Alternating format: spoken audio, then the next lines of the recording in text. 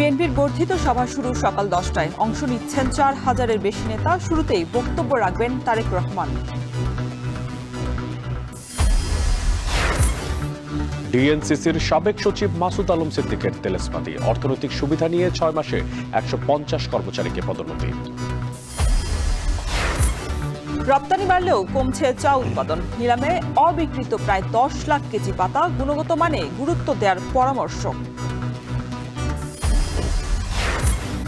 এবং চ্যাম্পিয়ন্স ট্রফিতে মান বাঁচানোর লড়াইয়ে আজ মুখোমুখি বাংলাদেশ পাকিস্তান। রাওয়ালপিন্ডিতে ম্যাচ শুরু বিকেল 3টায়।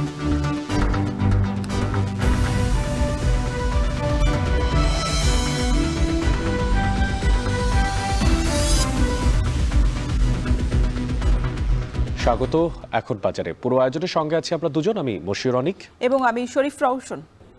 28 বছর পর বিএনপির বর্ধিত সভা আজ। প্রস্তুত জাতীয় সংসদ ভবনের এলডি হল প্রাঙ্গণ। সকাল 10টা থেকে শুরু সভায় অংশ নেবেন 4000 নেতাকর্মী। কেন্দ্রীয় নেতারা বলছেন এটি নেতাকর্মীদের মধ্যে সম্পর্ক বৃদ্ধির পাশাপাশি দলের কার্যক্রমকে আরও গতিশীল করবে। ঐক্য রক্ষা এবং গণতন্ত্র পুনঃপ্রতিষ্ঠা নিয়ে সভায় আলোচনা হবে বলেও জানান বিএনপির সিনিয়র যুগ্ম মহাসচিব রুহুল কবির রিজভী। বাকিটা জানাচ্ছেন সিফাত শাহরিয়ার। দীর্ঘ 28 বছর পর বিএনপির বর্ধিত সভা, তাতে বিএনপির নেতাকর্মীদের জন্য বাড়তি আয়োজন। প্রস্তুত জাতীয় সংসদ ভবনের এলডি হল প্রাঙ্গণ। কেন্দ্রীয় নেতারা জানিয়েছেন তৃণমূলের সাথে সম্পর্ক দৃঢ় করবে এই সভা। সকলের ঐক্যই রুখে দিতে পারে সকল ষড়যন্ত্র। এই যে ষড়যন্ত্র যে মোকাবেলা করার জন্য আমরা আগামী দিন আমাদের এই মিলন মেলার মাধ্যমেই আমরা আগামী দিনে বাংলাদেশে একটি গণতান্ত্রিক সরকার প্রতিষ্ঠায় দৃঢ় প্রতিজ্ঞ হব দেশনায়ক তারেক রহমানের নেতৃত্বে। শুরুতেই আমাদের দলের ভারপ্রাপ্ত চেয়ারম্যান জনাব তারেক রহমান তার শুভেচ্ছা বক্তব্য রাখবেন এবং আমাদের দলের মহাসচিব তিনি বক্তব্য রাখবেন এবং সবার শেষেও তিনি যে আমাদের সমাপনী বক্তব্য সেখানেও আমাদের দলের ভারপ্রাপ্ত চেয়ারম্যান দলের নেতাকর্মীদের উদ্দেশ্যে এবং জাতির উদ্দেশ্যে কিছু মেসেজ দিবেন। সভায় দলের স্থায়ী কমিটির সদস্য, চেয়ারপারসনের উপদেষ্টা, কেন্দ্রীয় নির্বাহী কমিটির সদস্য এবং মহানগর ও জেলার সব থানা, উপজেলা, পৌর কমিটির সভাপতি, সাধারণ সম্পাদক অথবা আহ্বায়ক ও সদস্য সচিবরা অংশ নেবেন। সব মিলিয়ে 4000 নেতৃবৃন্দ থাকার কথা রয়েছে। উদ্বোধনী বক্তব্য রাখবেন দলের ভারপ্রাপ্ত চেয়ারম্যান তারেক রহমান। তৃণমূলকে ঐক্যবদ্ধ করার লক্ষ্যে এবং আগামী দিনে ইনশাল্লাহ এই গণতন্ত্রকে প্রাতিষ্ঠানিক রূপ দেওয়ার ক্ষেত্রে দেশনায়ক তারেক রহমানের নেতৃত্বে বাংলাদেশ জাতীয়তাবাদী দল অগ্রণী ভূমিকা পালন করবে।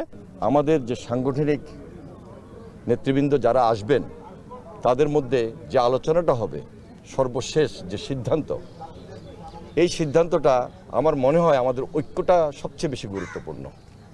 কারণ গণতন্ত্রের বীজ যত শক্তিশালী হবে তত আমরা একটা সঠিক বাংলাদেশ, ভবিষ্যৎ বাংলাদেশ, আগামীর বাংলাদেশটা যেন সুন্দর হয় সেই দিকে আমরা সুন্দরভাবে আগাইতে পারবো। বিএনপির সিনিয়র যুগ্ম মহাসচিব রুহুল কবির রিজভী বলেন ঐক্য রক্ষা ও গণতন্ত্র পুনঃপ্রতিষ্ঠা নিয়ে আলোচনা হবে এই সভায়। যে আধিপত্যবাদী শক্তি তারা বসে নেই, তারা শেখ হাসিনার পরাজয়ের পরে নানাভাবেই তারা চেষ্টা করছে দেশকে অস্থিতিশীল করার জন্য।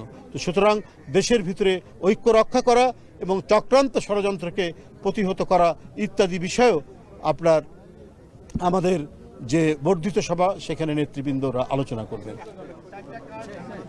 বিএনপির বর্ধিত সভাকে অনেকে দলের ছায়া কাউন্সিল হিসেবে দেখছেন, আর কেন্দ্রীয় নেতারা মনে করছেন এতে দলের নেতাকর্মীদের মধ্যে যেমন সম্পর্ক বৃদ্ধি পাবে তেমনি দলের কার্যক্রমও গতি আসবে। আর সাধারণ মানুষ তাকিয়ে আছে বিএনপির এই বর্ধিত সভার শেষে দল ও দেশের জন্য বিএনপি কি বার্তা নিয়ে আসে। সিফাত শাহরিয়ার, এখন ঢাকা।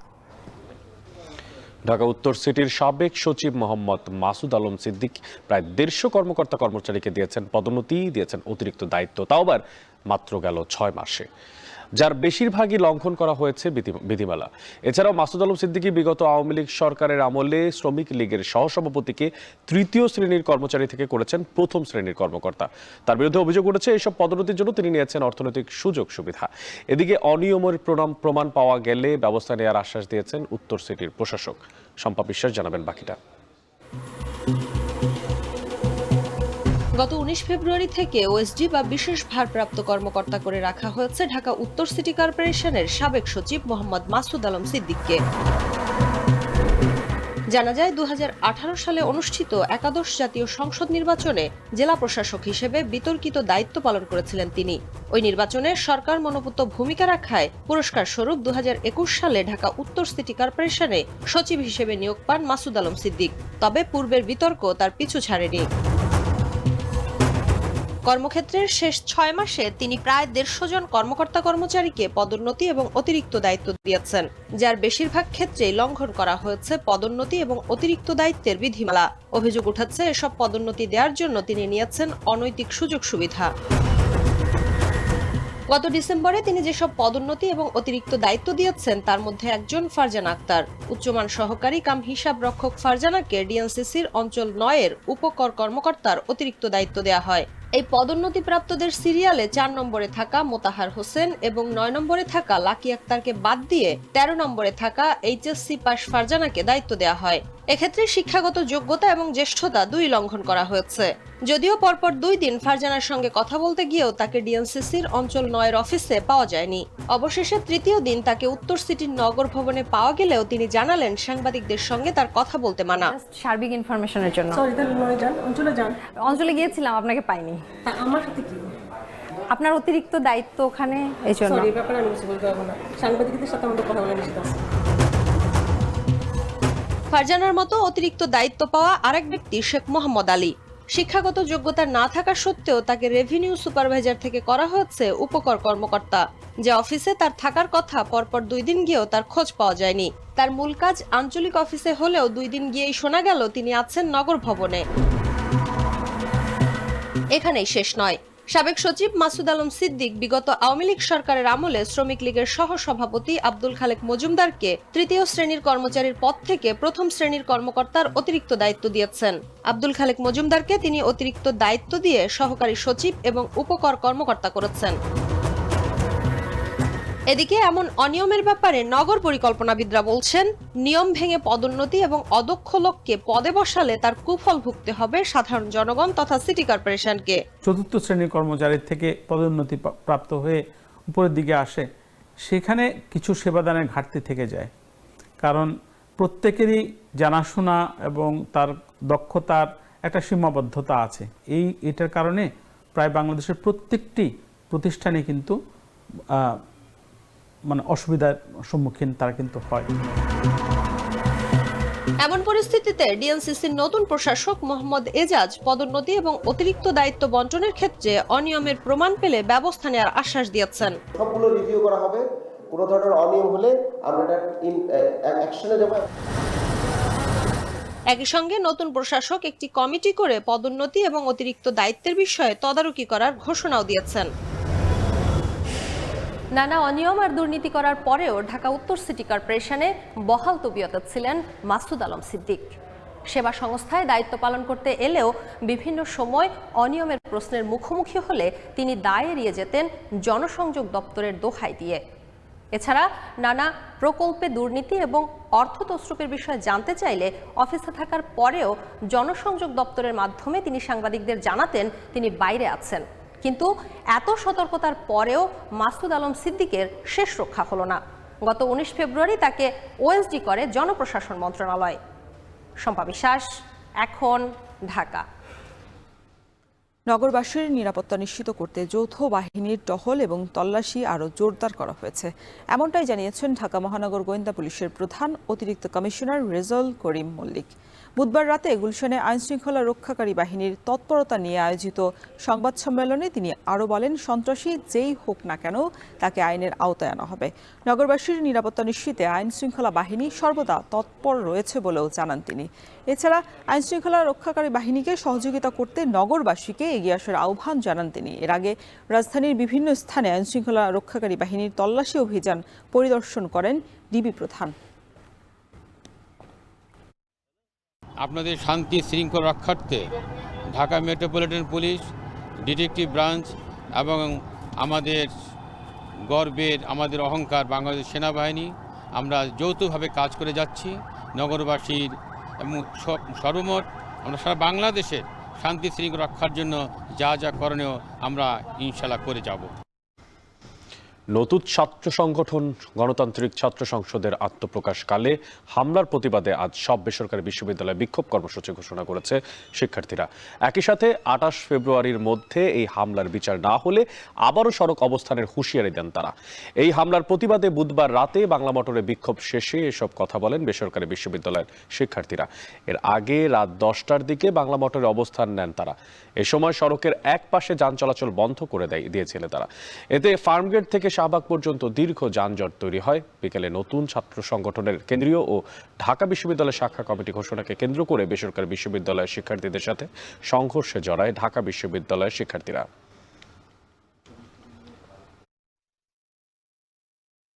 সকল বেসরকারি বিশ্ববিদ্যালয়ে বিক্ষোভ মিছিল হবে আর ২৮ তারিখে আমাদের এই শিক্ষার্থীদের উপর যে হামলা হয়েছে ন্যাক্কারজনক, এই হামলার প্রতিবাদে যদি ওরা ন্যায় বিচার না হয়, আমরা সন্তুষ্ট না হই, ২৮ তারিখে ঢাকা শহর ব্লকেড হবে।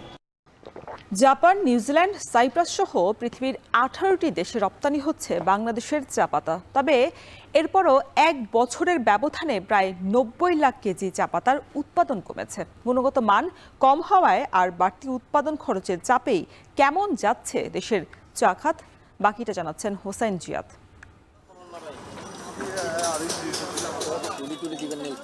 প্রতিদিন দেশে 11 কোটি চায়ের কাপে চুমুক দেয় মানুষ। সে হিসেবে বার্ষিক চাহিদা প্রায় 4,000 কোটি কাপ।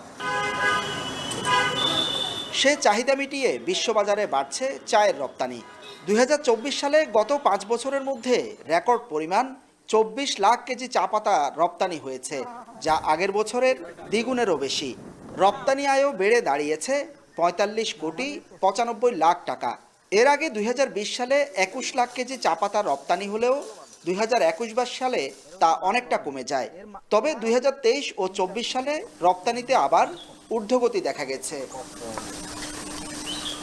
চা বোর্ডের তথ্য বলছে, বর্তমানে পৃথিবীর 18টি দেশে চা পাতা রপ্তানি করছে বাংলাদেশ। পাকিস্তান, ভারত ও দুবাইয়ের পাশাপাশি চা পাতা যাচ্ছে নিউজিল্যান্ড, জাপান, মরিশাস, ফ্রান্স ও সাইপ্রাসেও। যারা স্টেক হোল্ডার যারা আছে, বিজনেস যারা করছে, তারাও চেষ্টা করছে। আমরা তাদেরকেও রিকোয়েস্ট করছি যে নতুন নতুন দেশগুলোতে তারা যেন রপ্তানির চেষ্টা করে। আর আমাদের দিক থেকে রপ্তানির ব্যাপারে সকল ফ্যাসিলিটি আমরা দেওয়ার জন্য রেডি আছি এবং মন্ত্রণালয়ও ভেরি পজিটিভ এই ব্যাপারে। গবেষণা সংস্থা এনএমসির প্রতিবেদন অনুসারে 2024 সালে বৈশ্বিক চা পাতার রপ্তানি বাজার প্রায় $8 বিলিয়ন, যেখানে রপ্তানিকারক দেশ হিসাবে বাংলাদেশের অবস্থান 50-এরও পরে। চা খাত সংশ্লিষ্টরা বলছেন, পাশের আসাম কিংবা দার্জিলিংয়ে একর প্রতি যে পরিমাণ চা পাতা উৎপাদন হয়, বাংলাদেশে হয় তার প্রায় অর্ধেক। আর সে কারণেই উৎপাদন খরচকে প্রধান বাধা হিসাবে দেখছেন চা খাত সংশ্লিষ্টরা। আর একই সাথে বিশ্ববাজারে যে গুণগত মানের চা পাতার প্রয়োজন হয়, সে মানের চা পাতা উৎপাদন করতে পারছে না বাংলাদেশ। সেটিও একটি বড় চ্যালেঞ্জ। রপ্তানি বাড়লেও উৎপাদন কমেছে 24-এ। 2023 সালে যেখানে উৎপাদন হয়েছে 10 কোটি 20 লাখ কেজি চা পাতা, এবার তা কমে হয়েছে 9 কোটি 30 লাখ কেজি। তবে বাগান মালিকরা বলছেন, উৎপাদন বাড়ানোর চেয়ে এখন বিশ্বমানের গুণগত চা পাতা উৎপাদন করাই গুরুত্বপূর্ণ। আমার প্রোডাকশন কোয়ালিটিটা কত খারাপ হচ্ছে। বাংলাদেশের অপশনে 300 টাকা দিয়ে চা কেনার বিডার আপনি পাচ্ছেন, ওয়ারেস 160 টাকা, যেটা লোয়ার লিমিট। ব্রোকাররা উত্তরবঙ্গের চার জন্য বায়ার খুঁজে পাচ্ছে না। এনিবিট। ভালো মানের চা হচ্ছে না, এটাও ঠিক। এটা না হওয়ার কারণ হচ্ছে কি, যে ওখানে প্লাকিং যে রাউন্ড, মানে ওইটা তো মেনটেন করতে পারতেছে না। মানে জাতিগত ওখানে প্রোডাকশন হিউজ মানে উৎপাদন করতেছে, মানে হিউজ পরিমাণে তারা চায়ের বাগান করছে, ফ্যাক্টরিও করছে। বাট কোয়ালিটি ধরে রাখার জন্য যে পরিমাণ, যে নীতিগতভাবে যেভাবে দরকার, মানে যে কোয়ালিটি চা উৎপাদন চয়ন করা দরকার, ফিল্ড থেকে আনা দরকার, ওটা আনতে পারতেছে না। 2024 সালে বাংলাদেশে উৎপাদিত চা পাতার বাজার মূল্য প্রায় 2,800 কোটি টাকা। তবে গুণগত মান না থাকায় নিলামে এবছর প্রায় 10 লাখ কেজি চা পাতা থেকে গেছে অবিকৃত। হুসাইন জিয়াদ, এখন চট্টগ্রাম। মাটি ও আর্থিক সংকটে সুনামগঞ্জের হাওরে ফসল রক্ষা বাঁধের নির্মাণ কাজে দেখা দিয়েছে ধীরগতি। তাই নির্ধারিত সময়ের আগে শেষ হচ্ছে না এই কাজ। সেই সাথে নির্মাণ সামগ্রীর মান নিয়েও রয়েছে নানা প্রশ্ন। হাওর এলাকার বাসিন্দারা, সংশ্লিষ্টরা বলছেন গাফিলতির কারণেই কর্তৃপক্ষ এই কাজ সম্পন্ন করতে ব্যর্থ হচ্ছে। বাকিটা গোলজার আহমদের প্রতিবেদন, ছবি তুলেছেন সেলিম মিয়া। সুনামগঞ্জের বিশম্ভরপুর উপজেলার রাধানগর গ্রামের কৃষক আব্দুল সুবহান কাজ শেষে বাড়ি ফেরার পথেই আলাপ তার সাথে। জানালেন, নির্দিষ্ট সময়ে হাওরের বাঁধ নির্মাণ শেষ হবে এমন আশা দুরূহ। এই বাঁধ তখন দিছে না, এই গানটার এখানটা তো দিলাইছে, এখানটা তো দিছে না, এখানটা তো মারাত্মক ভয় থাকবো, ডর থাকবো। যদি অন্য হঠাৎ পানি আয়, যদি বাঁধ থাকতো না। যে বাসাত করতেছেন মেঘাইব, মেঘাইলে মনে যে সরকার মাটি ডাইলে পড়ে যাইব। বাদে দিছে 2 ফুট নিচা করে দিছে, 2 ফুট উঁচা আছে আগে বাদ, ওখানের বাদ 2 ফুট নিচা। যে অবস্থায় কাজ শুরু হয়েছে, কাম তো কমপ্লিট হয় নাই, কমপ্লিট আরো আগে হওয়ার দরকার ছিল। নির্ধারিত সময়সীমায় কাজ শেষ হয়েছে 60%-এরও বেশি। তার মধ্যে নির্মাণে রয়েছে ত্রুটির অভিযোগ। কাজের গুণগত মান অনেক নিম্নে এবং এবছর কৃষক হাওরের ফসল গড়ে তুলতে পারবে কিনা তা কৃষকদের মনে সংশয় আছে। এদিকে পানি উন্নয়ন বোর্ড ও জেলা প্রশাসন বলছে, অর্থ সংকটে কাজের গতি কিছুটা কম। জলবদ্ধতা প্লাস এই মাটির সংকটের কারণে অনেক উপজেলা নির্দিষ্ট সময়ের ভিতরে কাজ শুরু করতে পারে না। তারা দেখা গেছে যে ফেব্রুয়ারি 10 তারিখ বা 15 তারিখে পরে কাজ শুরু করতে হয়েছে। দ্বিতীয় কিস্তির টাকাটা যারা বাদ পাইছে, যে পিআইসিগুলো পাইছে, তাদেরকে সময় মতো হস্তান্তর করতে পারি নাই এবং টাকাটা চলে এসেছে। আমরা খুব দ্রুতই তাদের অনুকূলে হস্তান্তর করবো। এবং সম্মানিত সচিব পানি সম্পদ মন্ত্রণালয়ের সাথে কথা হয়েছে, ওনারা বলছে তৃতীয় কিস্তি টাকা ছাড় করানোর উদ্যোগ ওনারা এখনই গ্রহণ করেছে। সুনামগঞ্জে এবার 12টি উপজেলায় 53টি হাওরে 686 প্রকল্পে 593 কিলোমিটার বাঁধের কাজ হচ্ছে, যার নির্মাণ ব্যয় 127 কোটি টাকা। গুলজার আহমেদ, এখন সুনামগঞ্জ। সকাল 10টায় শুরু হচ্ছে বিএনপির বর্ধিত সভা। ইতোমধ্যে সারা দেশ থেকে আসতে শুরু করেছেন দলের নেতাকর্মীরা। এ বিষয়ে আরো বিস্তারিত জানাতে জাতীয় সংসদ ভবনের এলডি হল প্রাঙ্গণ থেকে আমাদের সাথে যুক্ত হচ্ছেন সহকর্মী সিফাত শাহরিয়ার। সিফাত, সভা শুরু হতে তো এখনো প্রায় 2 ঘন্টা বাকি। নেতাকর্মীদের উপস্থিতি কেমন দেখছেন, আর যথাসময়ে সভা শুরু হতে সব প্রস্তুতি সম্পন্ন হয়েছে কিনা? একদম রশন, সব ধরনের প্রস্তুতি গত রাতেই শেষ হয়েছে। আজকে কেবল আনুষ্ঠানিকতা শুরুর অপেক্ষা। এবং এই আনুষ্ঠানিকতা শুরু হলে প্রথমেই উদ্বোধনী যে বক্তব্য সেটি দিবেন দলের ভারপ্রাপ্ত চেয়ারম্যান তারেক রহমান। আমরা একেবারে হল প্রাঙ্গণে রয়েছি। এখন পর্যন্ত সবাই তার আসন গ্রহণ করেনি, তবে আসনের এখানে গ্রহণ করার জন্য মঞ্চ থেকে শুরু করে সব কিছু কিন্তু একেবারে প্রস্তুত রয়েছে। যেহেতু 10টায় শুরু হবে, সেক্ষেত্রে আমরা যেটি দেখেছি সারা দেশ থেকে যারা নেতাকর্মী আজকে এখানে অংশগ্রহণ করার কথা, প্রায় 4000 নেতাকর্মী অংশগ্রহণ করবেন। তারা সকলেই ইতিমধ্যে ঢাকায় প্রবেশ করেছে। আমরা যেটি জেনেছি 1-2 দিন আগেই ঢাকায় এসে তারা পৌঁছেছে এবং যারা ঢাকার মধ্যে রয়েছে তারাও ইতিমধ্যে রওনা হয়েছেন এবং অনেককে আমরা দেখেছি ইতিমধ্যে ভেতরে প্রবেশ করেছেন। এবং যেহেতু এটি নির্দিষ্ট নেতাকর্মীদের জন্য এবং সেটি আপনি নিশ্চয়ই জানেন, একেবারে দলের স্থায়ী কমিটি থেকে শুরু করে জেলা উপজেলার যারা আহ্বায়ক কিংবা সভাপতি, সাধারণ সম্পাদক যারা রয়েছেন, তাদের জন্য এই আয়োজনে তারা থাকছে। যার কারণে একেবারে সকাল থেকে সেভাবে যারা আমন্ত্রিত তাদের কার্ড চেক করে তারপরে ভেতরে প্রবেশ করতে দেওয়া হচ্ছে। এবং এই প্রক্রিয়া যেহেতু একবারে 4000 মানুষ এখানে যুক্ত হবেন, সেক্ষেত্রে এই সংসদ ভবনের এলডি হল প্রাঙ্গণে ভেতরে প্রবেশের ক্ষেত্রে 2-3 ধাপে আসলে চেকিং ব্যবস্থা যেটি বলা হয় সেটি শেষ করে কিন্তু তারা এখানে প্রবেশ করার সুযোগ থাকছে। এবং এইটিকে ঘিরে আশপাশের যে নিরাপত্তা ব্যবস্থা সেটি কিন্তু বাড়ানো হয়েছে। এবং এই যে 28 বছর পর সামনের জাতীয় নির্বাচনকে ঘিরে বিএনপির যে কেউ বলছেন এটিকে ছায়া কাউন্সিল হিসেবে, যেহেতু কাউন্সিল হয়নি, বা কেউ বলছেন না এরপরেই মূলত কাউন্সিলে কি হবে কিংবা পরবর্তীতে নেতৃত্বে কারা থাকবেন, এরকম যত ধরনের জিজ্ঞাসা রয়েছে সব কিন্তু উঠেছে দলের মধ্যে। তবে যারা সিনিয়র নেতা তারা যেটি মনে করছেন, এটি দলের যেহেতু দীর্ঘ সময় একসাথে এমন মিলন মেলার সুযোগ ছিল না, সেক্ষেত্রে এর মাধ্যমে একটি বড় মিলন মেলারও সুযোগ সৃষ্টি হয়েছে এবং তাতে করে নিজেদের মধ্যে যে সম্পর্ক সেটি দৃঢ় হবে এবং পাশাপাশি তাদের যেই নির্দেশনাগুলো আজকে তারেক রহমান দেবেন এবং সবচেয়ে বড় কথা যেটি তারা যেভাবে দেখছেন যে এর মাধ্যমে তৃণমূলের যারা নেতাকর্মী রয়েছে তাদের পরামর্শ এবং তাদের কি চাওয়া সেটি কিন্তু আজকে তারেক রহমান সহ সিনিয়র যারা নেতৃবৃন্দ রয়েছেন তারা শুনবেন এবং সে অনুযায়ী দলকে চালানোর জন্য কি ধরনের পরামর্শ গ্রহণ করা যায়, পদক্ষেপ গ্রহণ করা যায়, সেটি মূলত এই যে আজকের যে বর্ধিত সভা সেটির উদ্দেশ্য বলছেন যারা আয়োজক রয়েছেন তারা। তো এই ছিল রওশন আমার কাছে সংসদ ভবন এলাকার এলডি হল প্রাঙ্গণ থেকে সবশেষ। বিএনপির বর্ধিত সভার সবশেষ খবর জানাচ্ছিলেন সহকর্মী সিফাত শাহরিয়ার। নেত্রকোনার বাজারগুলোতে বেশিরভাগ সবজি বিক্রি হচ্ছে ৩০ থেকে ২০ টাকার মধ্যেই। সরবরাহ ভালো থাকায় দাম আছে নাগালের মধ্যেই। এ নিয়ে আরো বিস্তারিত জানাতে নেত্রকোনার মেছুয়া বাজার থেকে যুক্ত হচ্ছেন রিফাত আহমেদ রাসেল। রাসেল, জানাবেন যে দাম নিয়ে আসলে সন্তুষ্ট কিনা ক্রেতা এবং বিক্রেতারা কি বলছেন সরবরাহের বিষয়ে?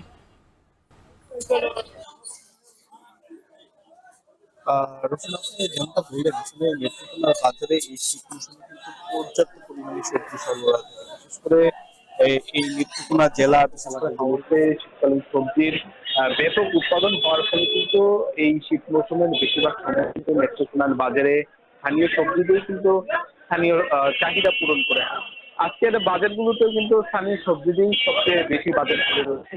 হাতে গোনা কয়েকটি সবজি কিন্তু দেশের অন্যান্য জেলা থেকে আসছে। আজকে যদি আমি তো বাজার দরের কথা বলি, আজকে কিন্তু টমেটো বিক্রি হচ্ছে 10 থেকে 20 টাকার মধ্যে। এছাড়াও আলু বিক্রি হচ্ছে 20 থেকে 25 টাকার মধ্যে। সিম বিক্রি হচ্ছে 15 থেকে 20 টাকা। বেগুন বিক্রি হচ্ছে 5 থেকে 10 টাকা এবং অন্যান্য যে সবজিগুলো রয়েছে বেশিরভাগ সবজি কিন্তু বিক্রি হচ্ছে আপনার 20 থেকে 30 টাকার মধ্যে। তবে বাজারে নতুন যে সবজিগুলো রয়েছে, নতুন সবজির মধ্যে করলা বিক্রি হচ্ছে 40 টাকা কেজি করে এবং এছাড়াও যে সবজিগুলো এখন নতুন ভাবে বাজারে আসছে সেই সবজিগুলো একটু বেশি রয়েছে। তবে বিক্রেতারা যেমনটা বলছেন যে এখন কিন্তু মৌসুমের একবারেই সর্বনিম্ন দাম যাচ্ছে, যেহেতু এখন শীত মৌসুমে একেবারে শেষ ভাগ। এই শেষ ভাগে আসলে সকল সবজির দামই একেবারে নিম্নমুখী থাকে।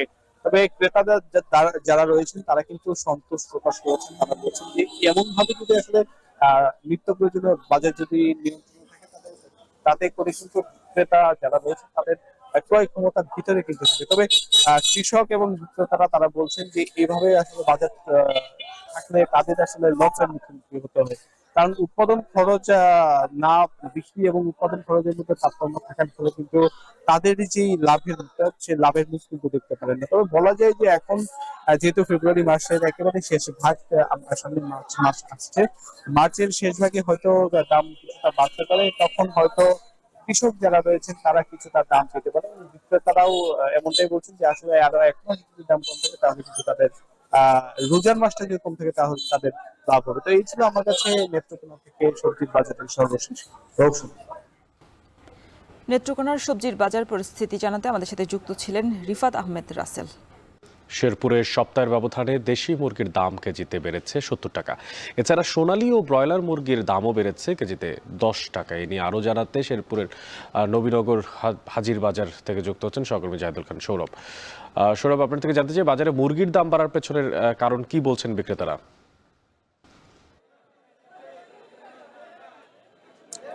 অনেক, আমি যেখানে দাঁড়িয়ে আছি সেটি হচ্ছে শেরপুরের বৃহৎ একটি বাজার, নবীনগর হাজির বাজার নামে পরিচিত। আমি দেখেছি সকাল থেকে মুরগি কিন্তু ক্রেতাদের এবং বিক্রেতাদের হাট ডাকে মুখর রয়েছে বাজারটি। তো আমরা সকাল থেকে খেয়াল করছেন যে মুরগির দাম বর্তমান বাজারে কিন্তু বেশ চড়া। আমরা দেখেছি যে গত সপ্তাহে যে দেশি মুরগি বিক্রি হচ্ছিল 480 টাকা কেজি ধরে, সেটি কিন্তু আজকের বাজারে হঠাৎ করে 70 টাকা বৃদ্ধি পেয়ে আমরা দেখেছি 550 টাকা কেজি ধরে বিক্রি হচ্ছে। এছাড়া সোনালী মুরগি তো আমরা দেখেছি 10 টাকা বৃদ্ধি পেয়ে 270 থেকে 280 টাকা কেজি ধরে বিক্রি হচ্ছে। পাকিস্তানি কক নামে যে পরিচিত মুরগিটি অনেক, সেটি কিন্তু আমরা দেখেছি 10 টাকা বৃদ্ধি পেয়ে সপ্তাহের ব্যবধানে 270 থেকে 280 টাকা কেজি দরে বিক্রি হচ্ছে। পাশাপাশি যে মুরগিটি নিম্নআয়ের খেটে খাওয়া সাধারণ মানুষরা বেশি ক্রয় করতে সেটি হচ্ছে ব্রয়লার মুরগি। আমরা দেখেছি যে ব্রয়লার মুরগিতেও কেজিতে 10 টাকা বৃদ্ধি পেয়ে 180 থেকে 190 টাকা কেজি ধরে আজকের বাজারে বিক্রি হচ্ছে। এছাড়াও আমি যদি আরেকটু জানি যে অন্যান্য যে মুরগি রয়েছে যেমন তবে স্থিতিশীল রয়েছে ডিম পাড়া যে মুরগি রয়েছে সেটি হচ্ছে দেশি মুরগির যে সোনালী মুরগি, কক মুরগি এবং অন্যান্য মুরগির দাম বৃদ্ধির বিষয়ে আমাদের বিক্রেতার সাথে কথা হয়েছে। বিক্রেতা আমাদেরকে জানিয়েছেন যে মূলত রমজানকে সামনে রেখে যে দাম বৃদ্ধির প্রবণতা, তারা বলছে যে যাদের 1 কেজি প্রয়োজন তারা 2 কেজি কিনছেন, যাদের 2 কেজি প্রয়োজন তারা 3 কেজি কিনে নিয়ে বাড়ি ফিরছেন। মূলত চাহিদার সংকটেই এই দাম বৃদ্ধির মূল কারণ বলে বিক্রেতা আমাদেরকে জানিয়েছেন।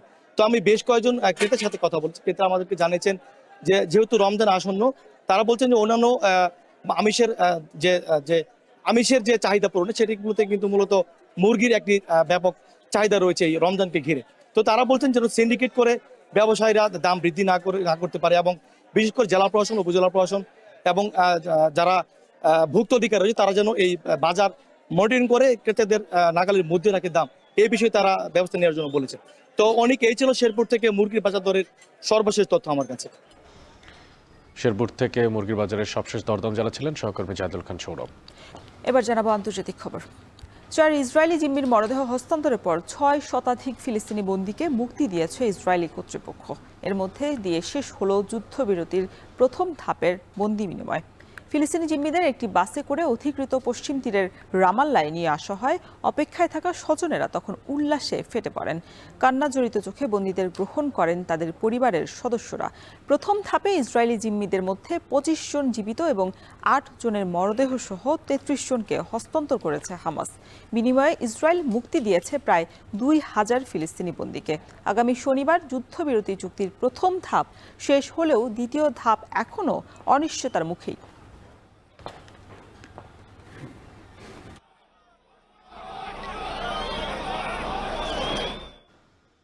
এদিকে রমজান মাস ঘনিয়ে আসতেই সেহরি ও ইফতারের জন্য খাদ্য নিত্যপণ্য কেনায় ব্যস্ত বিশ্বের মুসলিম সম্প্রদায়। 24 বছরের মধ্যে সর্বনিম্ন 0.76% মূল্যস্ফীতি থাকা সত্ত্বেও ইন্দোনেশিয়ায় এখনও খাদ্যপণ্যের দাম ঊর্ধ্বমুখী। চাহিদা বাড়ায় রমজান মাস শুরু হলে সব খাদ্যপণ্যের দাম প্রায় 40% পর্যন্ত বেড়ে যায়। এই শঙ্কাতেই আছেন ব্যবসায়ীরা। বিস্তারিত জানাচ্ছেন তৌহিদুর রহমান। বিশ্ব মুসলিম উম্মার দুয়ারে করা নাড়ছে পবিত্র মাহে রমজান। 1 মাস সিয়াম সাধনার মধ্য দিয়ে আল্লাহর নৈকট্য লাভের আশায় ইবাদত বন্দেগীর জন্য দেশে দেশে চলছে শেষ সময়ের প্রস্তুতি। এছাড়া নিত্যপণ্যের বাজারগুলোতেও ভিড় বাড়ছে। সেহরি ও ইফতারের খাবার তালিকায় কি রাখা হবে সাধ্যমতো সেসব পণ্য কেনাকাটাও শুরু করেছেন বিশ্বের ইসলাম ধর্মাবলম্বীরা। এমন আভাসই দিচ্ছে বিশ্বের সবচেয়ে বড় মুসলিম দেশ ইন্দোনেশিয়ার এই বাজারের দৃশ্যটি। তবে দেশটিতে 24 বছরের মধ্যে সর্বনিম্ন 0.76% মূল্যস্ফীতি থাকা সত্ত্বেও রমজান মাস আসার আগেই খাদ্যপণ্যের দাম বাড়ার অভিযোগ উঠেছে। beli tetap tapi dikurangin jadinya pengen masak biasa beli setengah jadi beli seperempat. চাহিদা বেড়ে যাওয়ায় রমজান মাসের আগে থেকেই খাদ্য সামগ্রীর দাম সাধারণত বেড়ে যায় বলে দাবি ব্যবসায়ীদের। রমজান মাস শুরু হলে ইন্দোনেশিয়ায় সবজি, মাছ, মাংস ও মুরগি সহ সব পণ্যের দাম প্রায় 40% বাড়ার শঙ্কাও করছেন সংশ্লিষ্টরা। Kalau harga sedikit ada peningkatan dari peningkatan per kilonya 5.000 sekali naik. Mereka tuh kan biasanya royal, sekarang kan udah nggak bisa royal lagi, otomatis pengeluaran di-manage sama dia kan. Pengaruh lah buat kita. Udah harganya menjelang mau puasa itu udah pasti. এই অবস্থায় খাদ্য ও নিত্যপণ্যের দাম রমজান মাসে কমাতে দ্রুত ব্যবস্থা নিতে প্রশাসনকে নির্দেশ দিয়েছেন ইন্দোনেশিয়ার president Prabowo Subianto. Touhidur Rahman, এখন বিশ্ব। প্রশাসনিক ব্যয় কমাতে মার্কিন প্রেসিডেন্টের উপদেষ্টা ইলন মাস্কের কর্মী ছাঁটাই অভিযানের প্রভাবে জনসমর্থন কমতে পারে ট্রাম্পের। পাশাপাশি রাজনৈতিকভাবেও কোণঠাসা হয়ে পড়তে পারেন তিনি। বিশেষজ্ঞরা আরও বলছেন, মাস্কের সুনির্দিষ্ট কোনো কর্ম পরিকল্পনা নেই। সোজা কথায় পাগলামি করছেন তিনি। এমনকি এই পুরো বিষয়টিকে রাজনৈতিক অস্থিরতার আলামত হিসেবেও বিবেচনা করছেন খোদ রিপাবলিকান আইন প্রণেতারাই।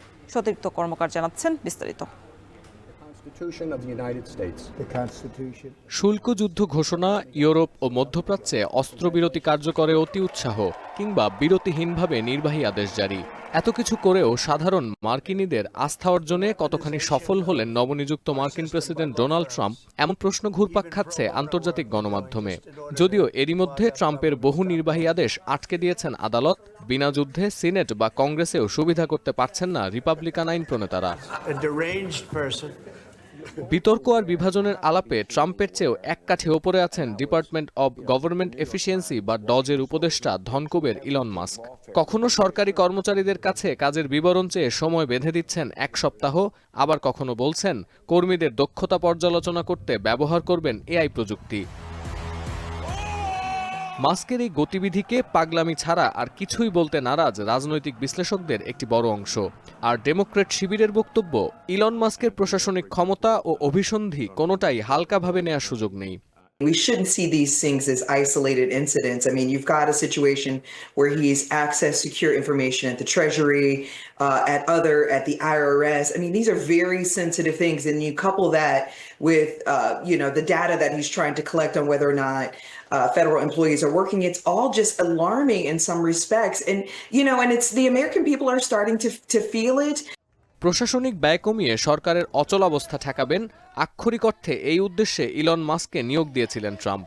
কিন্তু সিএনএন এসআরএস এর জরিপ বলছে 53% নাগরিক ইলন মাস্কের কর্মী ছাঁটাই উদ্যোগকে বাড়াবাড়ি হিসেবে দেখছেন। আর সরকারি প্রোগ্রাম প্রজেক্ট বন্ধ করে দেয়ায় বর্তমান প্রশাসনের ওপর চটেছেন জরিপে অংশগ্রহণকারীদের 51%। We can help you, but when the executive basically blows by Congress or rolls right over Congress, and we allow that, we're ceding our responsibility. I believe that you can absolutely be a 100% supporter of President Trump and still stand up for the institution. বিশ্লেষকরা আরও বলছেন, ধনকুবের Elon মাস্কের রাজনৈতিক সিদ্ধান্তের জেরে প্রশ্নবিদ্ধ হতে যাচ্ছে ট্রাম্পের দ্বিতীয় মেয়াদের অর্জনও। একের পর এক হঠকারী সিদ্ধান্ত নিয়ে বাড়াচ্ছেন প্রশাসনিক জটিলতা। এমনটা চলতে থাকলে অচিরেই রাজনৈতিক অস্থিরতা সৃষ্টি হতে পারে বলেও আশঙ্কা বর্ষিয়ান আইন প্রণেতাদের। সতীর্থ কর্মকার, এখন বিশ্ব।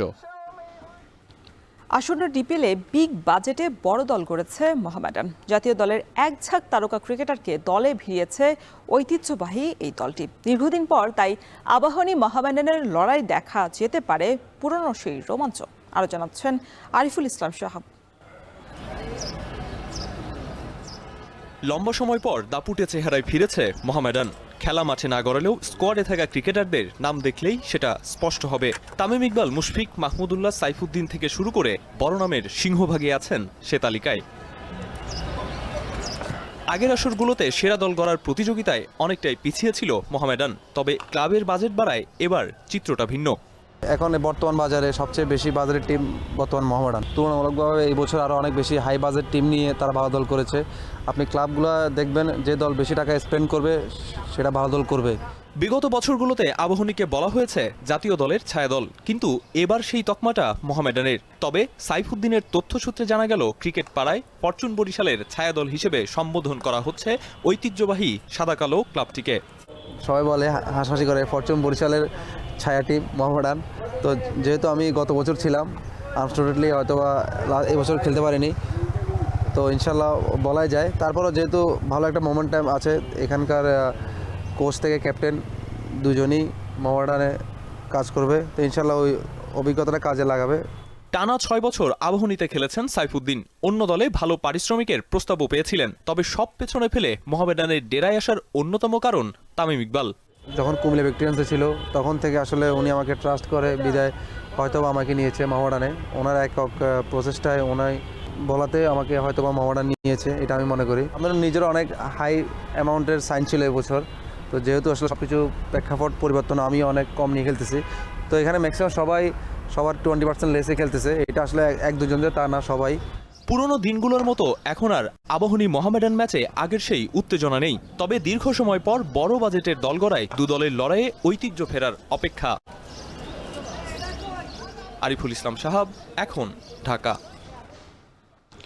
দীর্ঘ 12 বছর পর আয়োজিত জাতীয় টেনিস প্রতিযোগিতায় দেখা গেছে পেশাদারিত্বের ঘাটতি। জাতীয় পর্যায়ে প্রতিযোগিতা হলেও ফেডারেশনের আয়োজন নিয়ে প্রশ্ন তুলেছেন খোদ খেলোয়াড়রাই। অবশ্য ফেডারেশন সাধারণ সম্পাদক দায় এড়িয়েছেন আর্থিক সংকটের কথা বলে। বাকিটা জানাচ্ছেন শরীফ রওশন।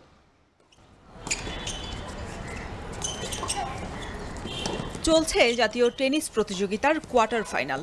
পাশে ব্যাট বলে উত্তরা ক্লাবের জুনিয়র পর্যায়ে খেলা আজান আজিমের মনোযোগ অনুশীলনেই। সঙ্গে আসা ব্যবসায়ী বাবারও নজর কাটতে পারেনি দেশের সর্বোচ্চ পর্যায়ের এই প্রতিযোগিতা। আমাদের যারা স্টাফরা আছে তাদের আমার মনে হয় ল্যাক অফ এক্সপিরিয়েন্স আছে, ল্যাক অফ এক্সপোজার আছে।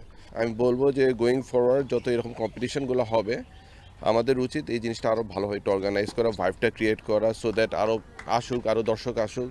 দেখে বোঝার সাধ্য নেই খেলা চলছে না প্রস্তুতি। জাতীয় প্রতিযোগিতা, তবে কোর্টে নেই কোনো লাইন আম্পায়ার বা চেয়ার আম্পায়ার। নিজের করা পয়েন্ট পরিবর্তন সহ টেনিস বল অন্য কোর্টে গেলে আনতে হচ্ছে খেলোয়াড়কেই। পেশাদারিত্বের কোনো ছিটে ফোটাও দেখা যায়নি এই আয়োজনে। সেমিফাইনাল পর থেকে আমাদের রেফারি দেওয়া হয় বা কোনো প্রবলেম হলে কল করলে তখন রেফারি আসে। এরকম বাংলাদেশে ওই রকম লেভেলের কোচ কোনো নাই, যেই জন্য আমরা ওই রকম ট্রেনিংও পাই না, মাঠে এসে ওই রকম পাই না। কোয়ার্টার ফাইনাল, সেমিফাইনাল, ফাইনাল এই তিনটে জিনিসটা টাফ। সেক্ষেত্রে আমরা চেয়ার আম্পায়ার বা লাইন জাজ এটা দিয়ে কাজটা করতে পারি। 2013 সালে সবশেষ হয়েছিল জাতীয় টেনিস প্রতিযোগিতা। মাঝে দীর্ঘ এক যুগে জাতীয় টেনিস কমপ্লেক্সে অন্যান্য ইভেন্ট হলেও ঘরোয়া এই প্রতিযোগিতার ব্যাপারে গত কমিটি ছিল বড্ড উদাসীন। নতুন অ্যাডহক কমিটি আসায় কোর্টে গড়িয়েছে ঘরোয়া আসরটি। তবে আয়োজন কি মানসম্মত করতে পেরেছে ফেডারেশন? নবগঠিত অ্যাডহক কমিটির সাধারণ সম্পাদকের কণ্ঠে সেই পুরনো সুর। দোহাই দিলেন আর্থিক সংকটের। টুর্নামেন্ট কমিটি ওরা একটু সাশ্রয় করার জন্য বল বয় রাখেনি, কারণ বল বয় তো আমাদের ফেডারেশনে কোনো পার্মানেন্ট বল বয় নয়। আমাদের বল বয় হলে বাইরে থেকে আনতে হবে, তাদের পয়সা দিতে হবে। অনেকগুলো ম্যাচ, 136 জন পার্টিসিপেন্ট, এতগুলো ম্যাচে বল বয় প্রত্যেকটা 8টা কোর্টে বল বয় যদি আমি প্রত্যেকদিন দেই, আমার অনেক খরচ। আমার বাজেটে অত খরচ আমি এটা করতে চাই না। আয়োজকদের এমন খামখেয়ালিপনায় আন্তর্জাতিক মানের টেনিস আর তৈরি হয় না বলে মনে করেন সংশ্লিষ্টরা। শরীফ রওশন, এখন, ঢাকা। শেষ করছি এখন বাজার। তার আগে শিরোনামগুলো জানিয়ে দেব আরো একবার। বিএনপির বর্ধিত সভায় আসতে শুরু করেছেন সারা দেশের নেতাকর্মীরা। ভার্চুয়ালি বক্তব্য রাখবেন তারেক রহমান।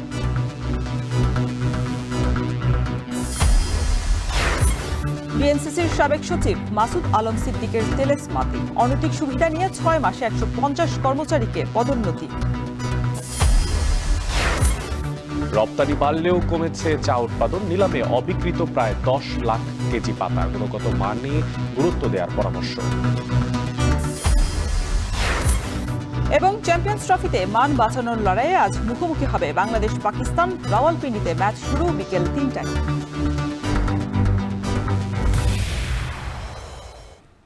এই ছিল এখন বাজারের আয়োজনে। এখন টেলিভিশন ওয়েবসাইটে দেখতে ভিজিট করুন www.ekhon.tv। এছাড়া এখন টেলিভিশন ফেসবুকে দেখতে ভিজিট করুন facebook.com/tv.ekhon। এছাড়া ইউটিউবে এখন টেলিভিশন দেখতে ভিজিট করুন youtube.com/c/ekhon tv।